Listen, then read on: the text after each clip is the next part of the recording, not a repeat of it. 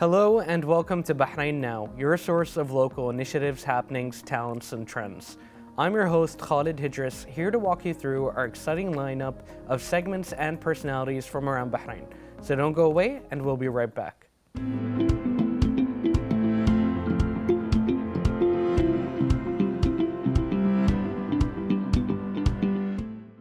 The advanced health system in Bahrain and the levels of healthcare and treatment services provided to citizens and residents continue to develop.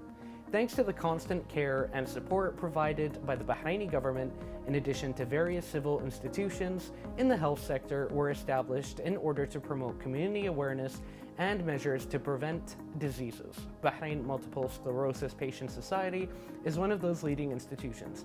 And to talk more about that, we are pleased to be joined here at the studio by the Vice Chairman of Bahrain Multiple Sclerosis Patient Society, Dr. Yusuf AlTahoo. Welcome, how are you doing? I'm fine, thank you. Thank you so much for having me, first of all. It's certainly my utmost pleasure to be here. It's a pleasure to have you with us. I mean, this is something that we all need to, really understand a bit more in order for us to effectively combat as a community. So on that note, I'd like to start by asking you, can you give us a brief idea of what multiple sclerosis disease is, what its causes are, and what are the main methods of treatment? Certainly, I'd love to. So multiple sclerosis, or MS, is a chronic, autoimmune, demyelinating, degenerative, and often debilitating disease of the central nervous system. And by chronic, we mean lifelong or long-lasting, such as in the case of diabetes and hypertension.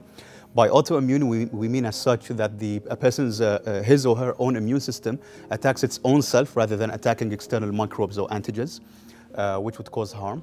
And the attack would occur in the central nervous system, which is the brain or spinal cord, okay? By demyelinating, we mean in the sense that the myelin sheath, which is the protective or insulating layer of a neuron or nerve cell, would be damaged or degenerate, hence degenerative. And when the myelin sheath is damaged, its main function is to protect the nerve cell as well as sending electrical impulses between cells. So then there would be a delay, and that would cause symptoms. We covered degenerative, and then we've got the often debilitating factor, debilitating as in often disabling to patients. Multiple sclerosis, in a sense, the cause, as we've mentioned, is mainly autoimmune. Okay, it's not a hereditary disease, such as in the case of sickle cell disease, for example. However, there is a genetic predominance, which means that in the case there's a first-degree relative, such as a sister, mother, brother, or son, or daughter with that disease, that would increase the risk. To a minimal extent, it would increase the risk in a person who is first-degree relative of a person who is affected with MS. That's one thing. And then we've got triggers. Common triggers could be increased of patients who already have MS, of course.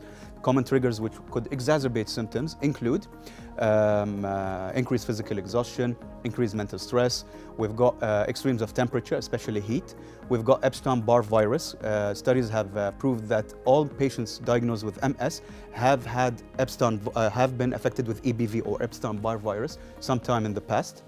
However, not all people affected with EBV end up with MS. So now, tackling EBV with a vaccine is being researched in order to perhaps be a preventative measure of MS in the future. We've also got infections, such as viral infections, generally speaking, and we've got smoking is also a common trigger of symptoms in MS patients, as well as dairy products in about 50% of cases. We've got the most common type, which is relapsing remitting. About 80 to 90% of cases, give or take 85% of cases, are relapse remitting globally. RR, or relapse remitting, would present in the way in which patients would have periods of remission, relapses, remission, relapses. And then we've got primary progressive, secondary progressive, progressive relapsing, which are severe forms.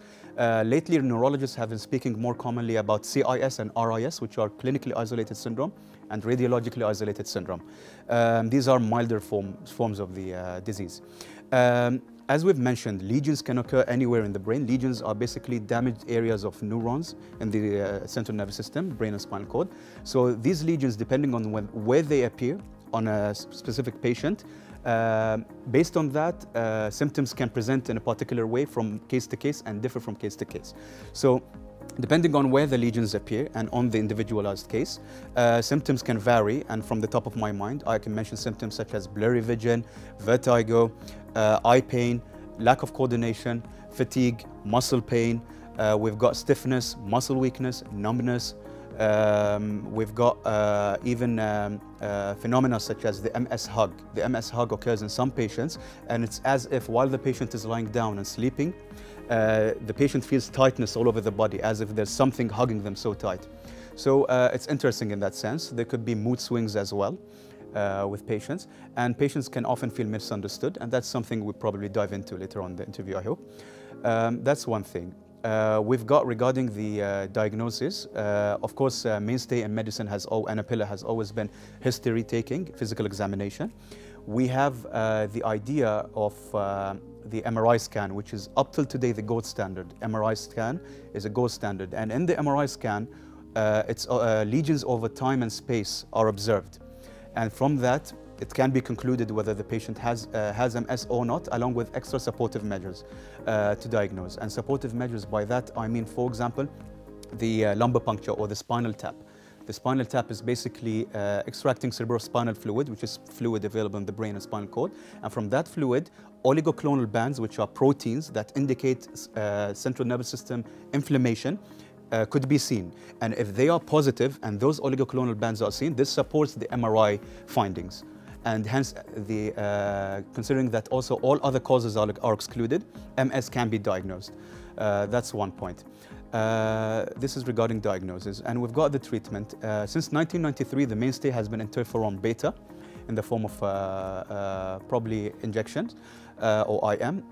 Over time, the strategy to treat MS patients, as with many chronic diseases now, is to hit hard and hit fast and having aggressive treatment. So biologic and immunosuppressive treatments have been developed and researched and have been found to decrease the rate of relapses in many MS patients. Just to mention some examples, natalizumab, rituximab, ocrelizumab, which has been FDA approved in 2017. Ocrelizumab is excellent as well, provided in the Kingdom of Bahrain for many patients. And then we've got the idea of cortisone, and cortisone is given in the case of relapses or acute sudden attacks. And by relapse, we mean that symptoms are neurological symptoms in an already known case of MS appear for at least a minimum of 24 hours. And when these neurological symptoms appear for at least 24 hours and they're new, then they can be titled by a neurologist as a relapse or an attack.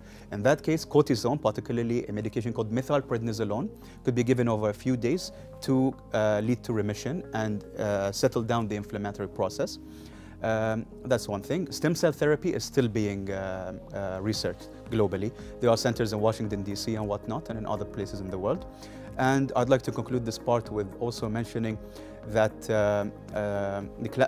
as the attack can occur and the lesions can occur in multiple places, different cases as we've mentioned, the presentation of an MS patient can vary from, let's say, appearing normal or semi-normal to being on a wheelchair, which is the classic appearance, a classic idea of MS. And this is something as a society we're working on to just enhance the idea of an MS patient, that not all MS patients will end up being debilitated and on a wheelchair. And classically, it's been from the age category of 20 to 40. Now, there are cases seen from childhood, even as young as 11 and 13 years old, and cases that appear over 40 years old and over 50 years old. And on top of that, it's more common in females, being autoimmune in nature. Usually autoimmune diseases are more common in females. However, males are being diagnosed lately more often, and symptoms in males are more severe, generally speaking. Thank you so much. I mean, thank you. I mean, that's a very informative answer, and you know, I mean, it just goes to show you that for the general public, for example, you have a very base understanding, for example, of a condition, and you don't really think about, you know, for example, the treatment, the way that a condition can present itself in such a variety of ways, which I mean, I suppose is probably one of the main benefits of having a society and people like yourself in order to talk about, you know, the details of it. And that actually leads me to my next question, which is, can you tell me a little bit about the establishment of the MS Society and a bit about like your goals and missions? So thank you so much. So the society has been established in 2013, over 10 years ago, over a decade ago. It has been established by a few MS patients who felt that they would love to have formal gatherings in order to contribute to the MS community. That's one point. Regarding the vision of the society is to enable patients to, as much as possible, lead normal lives. The mission of the society is to increase awareness about MS patients, to support them psychologically and socially through awareness programs and events and whatnot. That is one point. The other thing is to educate the community as a whole about what MS is. And then we've got the idea of disseminating medical information that is reliable and from accurate sources, such as, for instance, the MS International Federation, as well as updated research. That is, regarding also the main goal. Some of the main goals, of course, are to enable patients, once again, to live functioning lives as much as possible, to be productive individuals in society. And on a larger scale, we would also love to bring the Bahraini MS community more on the map on a global scale. Well, thank you so much for that very informative answer. I mean, I feel like I definitely learned a lot from the way that you've spoken about it and talking about the different things that go into MS. Now, can you tell us a little bit about the society structure and its stages and its witness development? So the structure is composed of the chairman, Nahla Abul Fath, myself as vice chairman. We've got the secretary, who is Reem Hijazi. We've got the treasurer, Ali Jassim. 3 board members, Ali Tulifat, Mohammed Al-Jodar, and Naima Muhanna. We also have Maitham Sheikh, who assists us with the society's routine activities and is supportive of us as a member of the society. Regarding the witness stages of development, it's been over a decade now.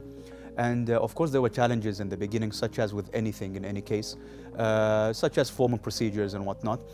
However, another challenge was for MS patients who were a bit more conservative about speaking about the diagnosis and coming forward. They were a bit more conservative. However, over time, today when we speak about the present time, we find that MS patients, most of them, are very proud patients. They speak effortlessly about the disease.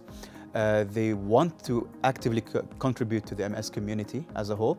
They carry their orange ribbons proudly as badges of honor, walking around and saying they are MS patients and speaking about their stories confidently as MS warriors. So this is something amazing. It's really brilliant to see as well, like you said, like to have people who actually have MS coming forward, and it's a very brave thing to do as well, and it shows that, like their willingness to face this like on the ground level. And now moving on, how do you value the constant support and facilitation provided by the Bahraini government to make efforts at aiming to promote awareness about MS and as well as supporting the patients? First of all, the leadership and wisdom of His Majesty the King Hamad bin Isa Al Khalifa, along with His Royal Highness Crown Prince Prime Minister Prince Salman bin Hamad Al Khalifa, have led the healthcare sector as a whole, not only in the MS as a disease, to unimaginable success and heights. This is a point I confidently would like to say. Regarding the government, we are, as a society, we are proud to say that it has been a main support to MS patients and the MS community in the Kingdom of Bahrain. When it comes to the Supreme Council of Health, when it comes to the chairman, His Excellency Lieutenant General Dr. Sheikh Mohammed Abdullah Al Khalifa, when it comes to the Minister of Health, Her Excellency Dr. Jalila bint Sayyid Jawad Hassan, when it comes to the CEO of Government Hospitals, Dr. Maryam Al Jalahma, Her Excellency, as well as other working parties in healthcare in Bahrain, as well as other administrators, they have been very supportive of MS as a disease, as well as the welfare of MS patients, and they always look forward to being a main support in the journey of patients all over Bahrain for their welfare, inevitably. I would like to mention examples, okay? One thing is the government providing the latest MS treatments to patients here, treatments that could cost thousands and thousands of Bahraini dinars, and these treatments are free of charge, provided to the population here. Updated treatments, FDA approved, recent treatments. This is one thing. The other thing would be the inauguration of the National Bank of Bahrain Multiple Sclerosis Center. It has been recently inaugurated. As a society, we took part in the ceremony or inauguration. It's part of the government hospitals network, and the Multiple Sclerosis Center, needless to say, is the first of its kind regionally. It provides services, not only medical, such as, just as pure examples, such as neurology, ENT, or ear, nose, and throat specialty, ophthalmology, psychiatry, and whatnot. It also provides the dietitian, the physiotherapist, occupational therapy, speech therapy. We've got a separate MRI department. There's a lab. There's also a gym, there's a lecture hall, there's a pharmacy of its own. So it's just well-rounded, as well as, advanced diagnostic and therapeutic testing, such as of the visual fields and otherwise. So this in itself is a witness of the support of the Bahraini government, which has been endless. Brilliant, and it's always great to see that support come from many different levels, like across all levels, and as well to see it, like you said, kind of having a really well-rounded approach, which I think is the best way to tackle anything. Now, every May, the world celebrates MS Day. For you guys as a society, what is your role, particularly in facilitating anything for MS Day? Yes, we've recently had the World MS Day 2024 celebration. It's always highly anticipated, and it's an opportunity for appreciating those warriors. Okay, it's a yearly event, and what happens is usually it happens in a venue such as a hotel or a mall. In one instance, it happened in a mall in 1 year, and there would be a main neurologist speaker along with some other speakers. There would be a section of simulation models to feel what an MS patient might feel in terms of symptoms. And there would be also a MS documentary. There would be competitions with prizes, giveaways, photo booths, and otherwise. Media coverage would happen for the whole world to see the appreciation of those patients. And prior to that, the society would hold campaigns with official circulars from the MS International Federation, which is based in London. The campaigns would be on social media of the society and the WhatsApp groups for members to see, and they would contain slogans and hashtags and etc. of MS as a disease and advices and tips. So this is regarding World MS Day. It's a very highly anticipated event by our members yearly on an annual basis. I can imagine, and it sounds like a very busy, and it kind of melds that entertainment and education, edutainment, which is, I think, the best way to deliver a message, especially on something as complicated as MS. And on that note, I imagine that you guys also have a lot of other activities and other events that typically happen. Do you guys have anything currently going on, or anything that's kind of a staple with the society? So, regarding the 10-year celebration, which happened last November 2023, it was done to celebrate the establishment of the society under the patronage of the Shura Council and the chairman of the Shura Council. There was also the City Center Awareness Campaign, which was done a couple of years back. It received a lot of positive feedback from the public, Bahraini public. There was also, there are routine visits to public schools to spread awareness about MS as a disease, because we believe that it starts from an earlier age, right? Spreading such awareness. And of course, as we've mentioned, the World MS Day celebration. There was also a recent collaboration with the Royal College of Surgeons in Ireland, which is where I've graduated from, regarding my MD or medical degree. And the collaboration was official, and the point of it was for community engagement and collaborations to start occurring with RCSI Bahrain as a university, as a well-recognized medical university and global one. We've been featured in the newsletter as well, officially, of RCSI, as well as having every now and then being hosted on episodes, such as recently I was hosted on a Saudi health program in an episode to speak about MS as a vice chairman, and on the radio episodes and shows and otherwise to spread the awareness about MS, and just generally awareness campaigns that we hold. Yes, the idea here, of course, I'd just like to state one thing. If we could, if the patient can feel within himself and or herself, alongside the family and friends of the patient and the close support system, if the patient can just have the feeling that they are not MS patients, but they are human beings with their own unique personalities, their own unique characters, their own unique interests and hobbies in life, who have a friend called MS, who have MS, then that feeling would mean the world to us, because we do want these patients to feel like we're their second family. I think you used a term earlier. You mentioned, you called patients warriors. And I think that that's a great way as well, like moving away from that kind of like not defining someone by the condition that they have, but instead kind of empowering them through it and showing them that there is a system. And like you said, like support systems, whether it's from the family, whether it's from the services of the society. I think that that is a great way of also improving patient morale, which, I mean, I think is something you're much more qualified than I am to speak on. Believe me, MS patients are very artistic. They've got their own hobbies, interests, passion for life. They are not just MS patients. They are just people, human beings, who have a condition called MS as a friend, walking alongside them. Brilliantly said. And on that note, actually, this leads perfectly into my next question. You also offer a lot of, the Society offers a lot of support for patients and their friends and families. So can you tell us a little bit about that? Once again, we'd love to be the second family. We'd love to be the home outside of home. That's how I'd like to start it. The Society arranges routine gatherings, social gatherings and meetings for said patients and members and their families and friends. And these meetings mostly would be to just celebrate them and appreciate them. And then we've got the point of listening to them, listening to their opinions, suggesting solutions to them, reinforcing the importance of following the medical advice of the doctors, as well as having their routine MRI scans, which often happen yearly, as well as complying with medications and lifestyle advice, such as healthy diet and exercise, and reducing stress and positive coping mechanisms, such as in the case of anybody. That would be one thing. Supporting MS patients and members of our society could also come in the form of managing new appointments for newly diagnosed patients.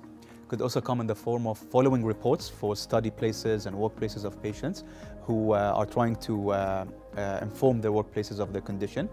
Being always available for people who ask questions about, for example, family members or parents of MS patients who would wish to know how to help their relatives lead optimum lives, and how to be caretakers of these patients in case they are caretakers of these patients. And also just for the general public in Bahrain to ask us questions about, for example, how to manage an urgent case of a MS patient who feels tired, for example. And then we've got the WhatsApp group, which contains the members. And in the WhatsApp group, we just routinely circulate announcements and things we organize, from conferences to lectures given by specialists about MS to increase awareness and such. So the idea here mainly is to just support these patients and allow them to be highly functional members of society and productive members of society, of course. Brilliantly said. And I like that you also have like a WhatsApp group as well, because I was just going to touch on the fact that, you know, social media is inescapable these days. It's everywhere we look. Does the society utilize that for their services as well? So, of course, social media is now the thing. And we've got multiple WhatsApp groups, okay? Each serves a different purpose for the members. And when it comes to social media, our main activity is on Instagram, ms_society_BH. And virtually all our Bahrain Multiple Sclerosis Patient Society's updates can be seen on the Instagram profile or page, sometimes on a daily basis even. It's also a platform to appreciate the patients by featuring them during events and during awareness campaigns. That is one thing. Another thing I'd like to mention is also linking up with other organizations, whether local or regional or global, via our Instagram. That's one thing. The other thing would also be, of course, educating the community, spreading awareness. And one initiative we've started recently, it was around the month of MS Awareness Month, which is March, was also initiating a series of live sessions, Instagram live sessions, through the Society's account. And the live sessions were done with top professionals on a local and global scale. And it includes neurologists from the Kingdom of Bahrain and MS patients and advocates globally who are well recognized. And topics that were, we hosted them, and topics that were discussed during these Instagram sessions were, for example, recent MS treatment updates, the diagnostic journey of a patient, how to lead a healthy lifestyle as an MS patient, the importance of exercise for MS patients. And then we had one advocate of MS who spoke about her story as an MS warrior. And we've hosted people from the United States of America, people from the United Kingdom, people from the Republic of India. And I would say it could most probably be the first initiative of its kind when it comes to a society in Bahrain tackling a disease and spreading such awareness. It was also a great opportunity to just reinforce ties and just spread our name as much as possible, and to just increase awareness and to increase the spotlight on the MS community in Bahrain. The society also took a role lately in global MS initiatives or trends. For example, we had board members and members of the society sending photos as well as sentences mentioning how MS has changed their lives positively. And those were circulated in the page of a well-recognized MS advocate for everyone to see. So just even participating in global trends. We've started that lately as well. It's really great to see that, because especially these days with social media, it's so easy to see, it's hard to get your facts straight. So to see that you have such an active social media presence at least means that people can get it as well from a reliable source. I mean, if I may interrupt, I'm sorry. It is, at the end of the day, an easy and quick means of access. And we are also there to receive DMs from people who just ask us questions about MS as well, just to open such communication as well as tie up with other member organizations and societies. Yeah. And see, that's a brilliant thing. You're keeping that informative and also quite reliable reputation online, but you also, like you said, you have that interactability of it with the DMs, which I think is absolutely brilliant. Thank you. And now, if anyone's looking to get involved with the society, whether they want to become a member or volunteer, how would they do so? So, it's simple, just filling the form, the membership form with personal information and the year of diagnosis, as members of society are patients with MS, who have MS, as well as close family members and in some cases friends. That is one thing. Regarding volunteers, most often they've always been the patients themselves, the members themselves, alongside their families, close family members and friends. However, we are open. You can just contact us on the Instagram page. Once again, ms_society_BH. Brilliant, and I like that because, like, as well, like when it's the MS patients themselves who are actually volunteering, that gives them, I think, a great sense of agency as well. Yeah. And like we were talking about earlier, kind of removes that kind of just label of them being MS patients, but actually empowers them to be involved in the processes themselves. Now, just before we conclude, I'd like to ask you, are there any future plans or upcoming projects being prepared by the Society? So, we are thinking as a society of organizing sometime down the road, hopefully in the near future, the first MS conference in Bahrain, the first regional MS conference in Bahrain, which would host local specialists and speakers alongside specialists from the GCC region. That is one thing. Another thing would be having a collaboration or organizing a MS symposium with Royal College of Surgeons in Ireland, RCSI MUB, here in Bahrain. As I've mentioned, we already have collaborations with them for community engagement that were officiated. The other thing would also be that the fact that we were recently approached by Ibn Nafis Hospital, and they're interested to form a collaboration to provide special offers in particular services for MS patients. That is one thing we're pleased about. I also wanted to mention that having multiple memberships and having an executive role in multiple societies and organizations myself, such as representing the Young Family Doctors internationally under the Organization of Family Physicians or Family Doctors, as well as being a member in Bahrain Family Physicians Association, under Bahrain Medical Society and Bahrain Youth Council and the Gulf Association of Family Medicine. In that sense, I will be looking forward to having links alongside MS patients and the society. Bahrain Muscular Patient Society. It has already been discussed, the fact that there might be a collaboration with Bahrain Family Physicians Association down the line, probably within this year. That is one thing. And another point is that we are trying to approach as well the MS International Federation, as well as other significant MS organizations worldwide, to initiate collaborations and bring us on the map even more. And at the end of the day, the aim is to increase awareness, and the aim is to reach new heights. The aim is also to have a bright future, and the future looks bright. And we do dream one day of having an ultimate cure for MS patients, because, you know, the classic idea is that they're on wheelchairs. That is not necessary. We do not belittle their struggles. We do not belittle what they go through. They go through real symptoms. However, oftentimes it looks as if they're normal as a presentation or semi-normal, and this can sometimes cause frustration for the MS patient because they sometimes feel the symptoms internally. So if we can just bring out the idea that, okay, they do not have to end up on a wheelchair, and treatments are advancing, along with the coping strategies of MS patients alongside societies such as ours. We can also say that they do not always end up on a wheelchair. No, this is a classic traditional idea. Many of them are fully functioning in society today. And the other thing is to not belittle what they go through, because they are ultimately and inevitably warriors. And that is something we respect. Thank you so much for having me, Khalid.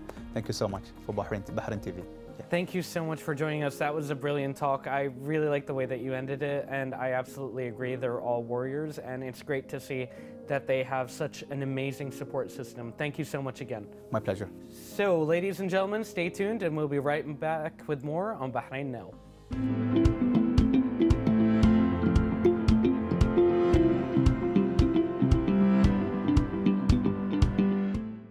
And now let's take a look at what's going on beyond the studio in the following report.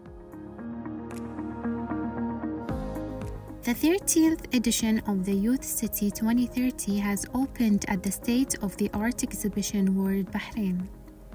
The 2024 edition of the Youth City 2030 provides training opportunities in various fields, featuring through more than 100 training programs professionally designed to meet the needs of the young participants. Youth City is very important in general. It's been here for several years. Youth City did a lot for the youth, the upcoming youth, and it's doing a lot. And we do have different centers throughout Youth City. We do have the art department where they enhance the art abilities of the students. We do have the leadership as well, which is very important. We do have the science center and the media center as well. So throughout the several years, Youth City has played a very important role into inhabiting the leadership skills into the youth, their passions in different aspects of life, and all of that. So as the head of a design committee, our main aspect was doing a layout that was strategic and had played role in every center.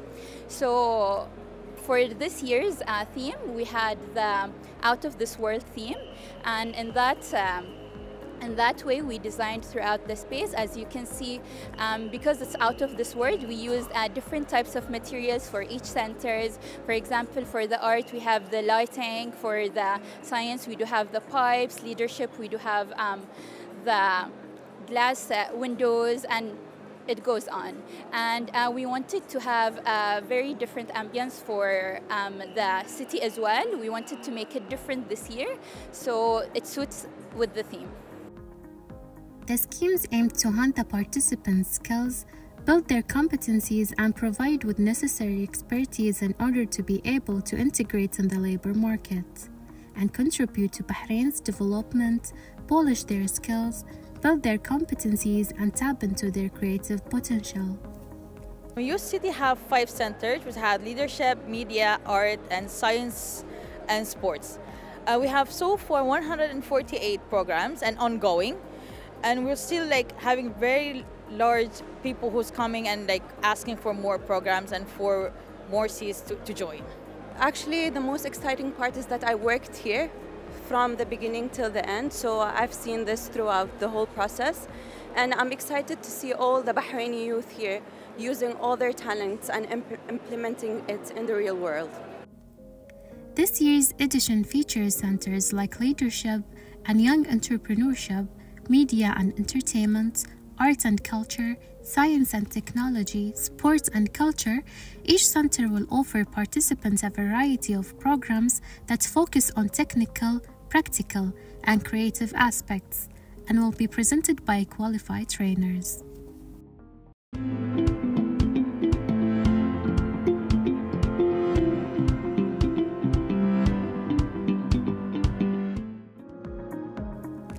The Embassy of the People's Republic of China in the Kingdom of Bahrain held a ceremony on Monday on the occasion of the 97th anniversary of the formation of the People's Liberation Army. The Chinese ambassador to Bahrain, Mr. Nirichi, received the attendees, including political, economic, and social figures, members of Arab and foreign diplomatic missions, in addition to guests and invitees. This year marks the 97th anniversary of the founding of the Chinese People's Liberation Army. 97 years ago, on the 1st of August 1927, the PLA was established by the Chinese Communist Party for national independence and people's liberation. So after the 97 years, under the strong leadership of the Chinese Communist Party, the PLA has transformed from a small army into a strong military force. And so, you know, China is a peace-loving country, and also Chinese people are peace-loving people. In the field of peacekeeping of UN, China, once we have participated from 1990, now China becomes the largest true contributing country, and also become the second largest founding contributing country of the UN peacekeeping program. And we dispatched more than 50,000 peacekeepers to over 20 countries. And also we want to cooperate with all the peace-loving countries in the world to make this activity more active and for safeguarding the global peace and security.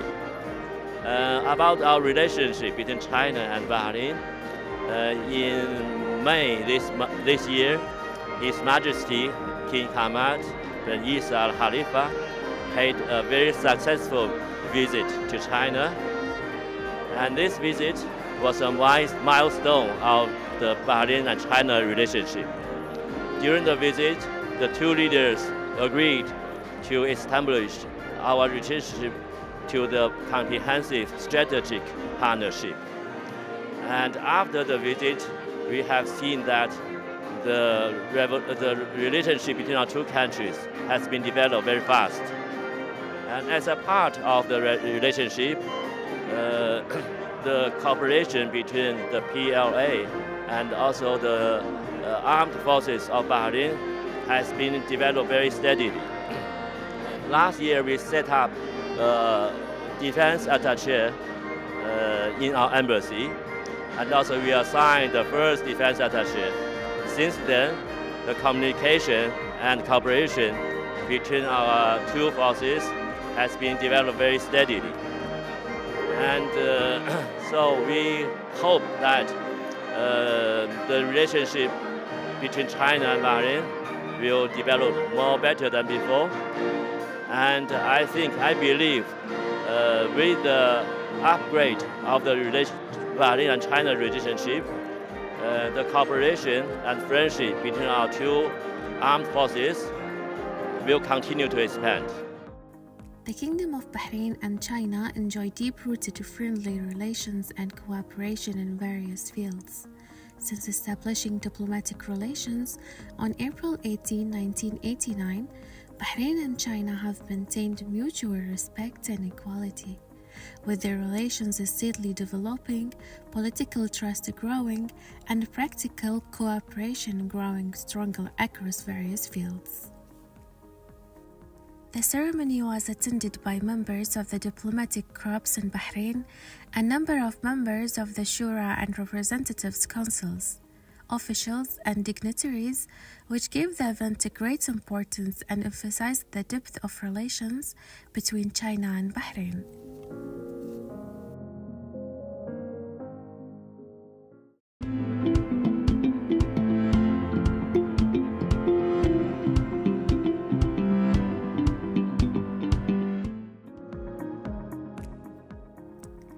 This week, world-famous educational entertainment character Blippi, played by American children's entertainer Clayton Graham, presented a spectacular educational and entertaining show during which he interacted with the large crowds that came to see him. Bahrain Summer Toy Festival has over 10 exciting and unique corners, each filled with distinctive and interactive activities. Audiences can explore areas dedicated to beloved characters and brands like Barbie, Disney princesses, Blippi, Cocomelon, Hot Wheels, Miraculous, Marvel, and Bluey. Each corner is designed to captivate and delight, ensuring a memorable experience. Well, I am so excited to be here in Bahrain for my very first time and very excited to meet so many friends. It's a really special opportunity to meet friends all over the world, to inspire curiosity and learning in little ones. Yeah. Oh, and I wanted to say thank you, Bahrain! Thank you! Hope to see you next year! In addition to the interactive areas, the festival features theatrical performances that are sure to amaze audiences of all ages.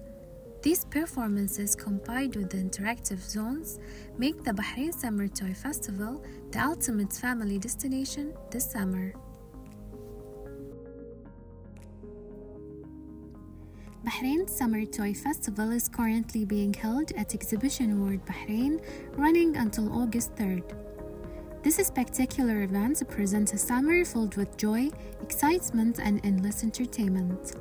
The Bahrain Summer Toy Festival is one of the biggest entertainment events in the region, bringing together some of the world's top international toy and entertainment brands. It's a unique gathering that offers something for everyone.